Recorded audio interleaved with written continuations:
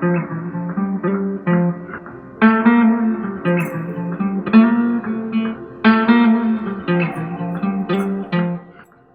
عرصے پہلے ایک دور دراز کی سلطنت میں ایک ظالم بادشاہ حکومت کرتا تھا جو اپنی رعایا پر سختی اور ظلم کے لیے مشہور تھا۔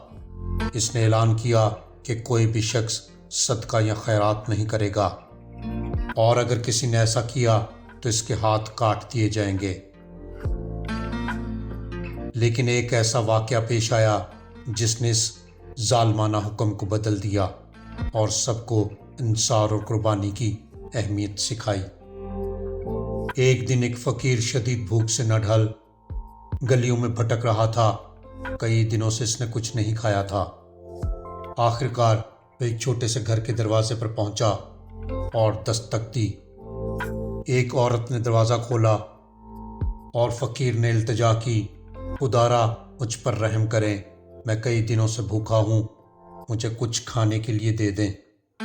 عورت خوف زدہ ہو کر بولی، تمہیں معلوم نہیں کہ بادشاہ نے کیا سخت حکم دیا ہے؟ اگر میں نے تمہیں کچھ دیا تو وہ مجھے سخت سزا دے گا۔ فقیر نے کانپتی ہوئی آواز میں جواب دیا، مجھے معلوم ہے، لیکن بھوک نے مجھے بے بس کر دیا ہے۔ میں آپ سے التجا کرتا ہوں، صرف تھوڑا سا کھانا دے دیں۔ عورت کا دل پسیج گیا، وہ خوف اور ہمدردی کے درمیان الجھ گئی، لیکن آخرکار اس نے فیصلہ کیا کہ وہ فقیر کی مدد کرے گی۔ اس نے کہا، اللہ میری حفاظت کرے گا، اور 2 روٹیاں لا کر فقیر کو دے دیں۔ فقیر نے خوش ہو کر روٹیاں لیں اور دعائیں دیتا ہوا چلا گیا۔ لیکن جب بادشاہ کو معلوم ہوا کہ عورت نے صدقہ کیا ہے تو وہ غضبناک ہو گیا۔ اس نے حکم دیا کہ اس عورت کے ہاتھ کاٹ دیے جائیں اور اسے شہر سے نکال دیا جائے۔ اب وہ عورت بغیر ہاتھوں کے اپنے شیرخوار بچے کو اپنی پیٹھ پر باندھے جنگلوں اور رستوں پر بھٹکنے لگی۔ کئی گھنٹوں کی مسافت کے بعد وہ ایک دریا کے کنارے پہنچی۔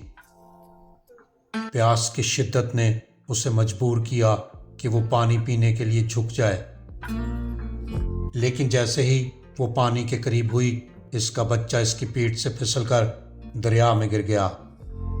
عورت نے چیخنا شروع کر دیا، مگر اس کے پاس کوئی ذریعہ نہیں تھا کہ وہ اپنے بچے کو بچا سکے۔ اچانک 2 خوش پوش افراد وہاں آ گئے۔ انہوں نے عورت کی آواز سنی اور اس کے قریب آئے۔ بہن، تم کیوں رو رہی ہو؟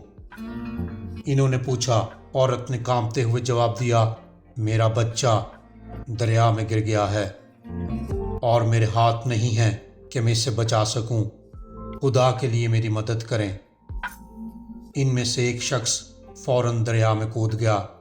تھوڑی دیر بعد وہ بچے کو صحیح سلامت باہر لے آیا۔